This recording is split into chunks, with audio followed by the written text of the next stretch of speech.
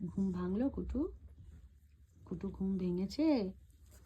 ওরে বাবা, দেখো ও এখন আরশোলা হয়ে গেছে, আরশোলার মতো মানে উল্টে গেছে আর সোজা হতে পারছে না। কুটু, এটা আমার কুটু শোনা। হ্যাঁ, আজকে সকাল থেকে আমি কোনো রকম কোনো ভিডিও শ্যুট করিনি, কারণ হচ্ছে আজকে আমার শরীরটা না খুব একটা ভালো ছিল না, মানে চোখটা হালকা একটু ব্যথা ব্যথা হচ্ছিল। কারণ একার সংসার, বুঝতেই পারছো, যতই ভাবি যে কাজবাজ করব না, তারপরেও কিন্তু উঠে উঠে করতে হয়। অপারেশন হয়েছে আজকে 5 দিন হলো। কোনো রকম কোনো চাপের কাজ করছি না, কিন্তু তাও হালকা হালকা তো কাজগুলো করতেই লাগে, তাই না? সংসারে কি কম কাজ থাকে বলো তো? তারপরে তো এই দুটোকে দেখা আছে। কি হয়েছে ওখানে? কি হয়েছে? তুই চুল করছিস কেন? কি হয়েছে?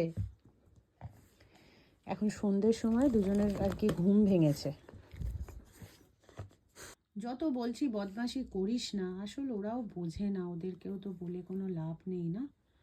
এই দেখো দুটো এদিক ওদিক বসে আছে। আরে ও তো একদম মানে একে যেন পছন্দ করে না, এত বিরক্ত করে সব সময়, যেন আমার চিৎকার বেরিয়েই যাচ্ছে। মানে যখনই কুট্টুস একটু বিছানায় উঠছে তখন চিনি বিরক্ত হয়ে ওকে তেড়ে যাচ্ছে, এবার তখন বকাবকি করতে গিয়ে চিল্লাতে হচ্ছে।